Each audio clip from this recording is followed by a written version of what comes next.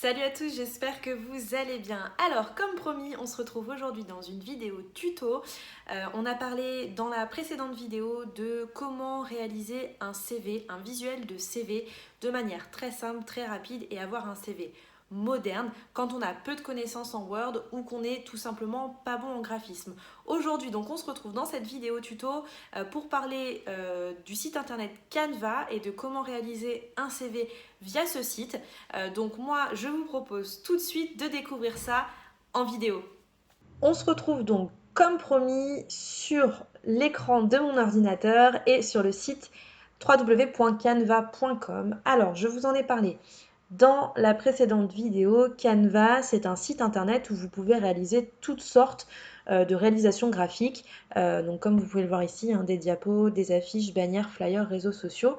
Il est en partie gratuit, il a quelques fonctionnalités qui sont payantes, mais comme je vous l'ai indiqué, on va vraiment se servir aujourd'hui d'un outil qui est gratuit parce que je ne veux pas qu'on rentre dans des choses qui sont payantes. Il n'y a pas d'intérêt. Si vous avez déjà votre CV qui est déjà écrit et que vous avez juste envie de rendre le visuel un petit peu plus sympathique, je vous conseille vraiment d'utiliser des choses qui sont complètement gratuites.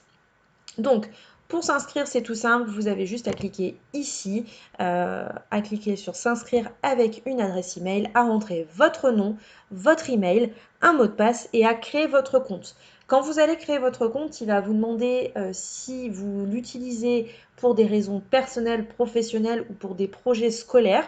Vous indiquez personnel et vous tomberez sur la page d'accueil du site. Donc aujourd'hui, je vais me connecter pour vous montrer un petit peu comment ça fonctionne. Voilà, on va se connecter, on va atterrir sur la page d'accueil. Donc comme vous le voyez, la page d'accueil, elle est très simple. Vous avez tout type de design qui sont ici. Alors bien sûr, il y en a beaucoup qui existent. Donc surtout, ne vous fiez pas qu'à ça. Vous pouvez taper le modèle que vous recherchez et vous trouverez plein de choses si jamais vous voulez vous en servir pour d'autres choses. Nous, ce qui va nous intéresser aujourd'hui, c'est la partie CV. Elle apparaîtra pas forcément sur votre page d'accueil à vous. Moi, elle y apparaît parce que j'ai déjà fait des tests précédemment pour vous montrer un petit peu comment ça fonctionne. Si vous voulez qu'elle apparaisse, vous avez juste à cliquer dans cette barre de recherche, de taper CV et de cliquer juste ici et vous allez atterrir sur une page avec plein de modèles différents de CV. Voilà, donc les CV s'affichent, vous avez plein de modèles, donc c'est rangé par catégorie. Vous avez donc tout ce qui est CV professionnel, CV moderne, CV simple. Vous avez des choses un petit peu plus développées, notamment pour tout ce qui va être poste dans la communication. C'est important d'avoir un CV qui est un petit peu plus travaillé. Vous avez des CV plutôt orientés professionnels, académiques, quand vous êtes un petit peu plus sur des postes de professeur. Vous avez même des CV pour les lycéens, donc orientés quand vous êtes sur vos premiers jobs saisonniers ou vos premiers jobs étudiants et que vous avez envie d'avoir un modèle qui est orienté là-dessus. C'est vraiment très simple d'utilisation. Ici, vous avez une barre avec plein de petites choses différentes. Donc la partie modèle, c'est là où vous trouverez l'ensemble des modèles. Ici, vous avez tout en fait une galerie en fait avec des photos. Je tape exemple, vous voulez une photo de bureau parce que vous voulez la mettre sur votre CV pour faire un truc un petit peu sympa. Tout est ici.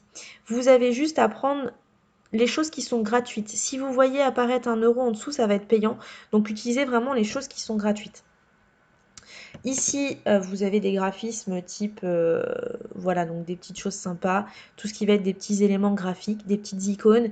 Si vous voulez des icônes type LinkedIn et tout ça, vous avez juste à cliquer ici, rechercher ce que vous voulez et ça apparaîtra. Si jamais vous voulez le mettre dans votre CV, c'est plutôt sympa. C'est le même fonctionnement. Quand vous voyez des choses gratuites juste en dessous, c'est bon. Quand vous avez des choses où vous avez marqué rien du tout, c'est que c'est payant. Donc, utilisez vraiment que les choses qui sont gratuites. Le texte, ça va être voilà, des choses classiques avec des polices différentes, avec des choses un petit peu sympas. L'arrière-plan, ça va être plutôt tout ce qui va être des graphismes pour votre CV si jamais vous avez des arrière-plans qui sont déjà faits, si vous avez besoin d'en changer. Et le téléchargement, vous pouvez télécharger des images, notamment si vous voulez mettre votre photo personnelle. Vous pouvez télécharger l'image juste ici, vous avez juste à cliquer, aller le chercher sur votre PC. Ça va être téléchargé juste ici et vous aurez juste à faire un glisser-déposer sur le CV. Voilà, ça va être vraiment les fonctionnalités qui sont basiques. Donc nous aujourd'hui, ce qu'on va faire, on va aller dans CV moderne. On va choisir celui-ci. Voilà, je prends celui-ci par hasard et on va y aller. Alors, je vais mettre un petit peu plus gros parce qu'on ne voit pas grand-chose. Donc vous atterrissez sur le modèle du CV.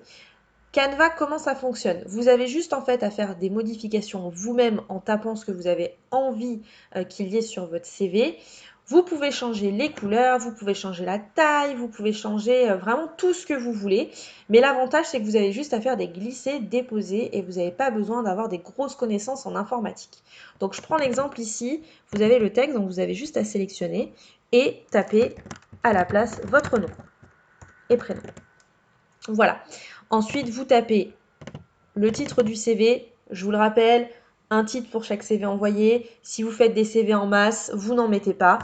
On va mettre par exemple consultante en recrutement.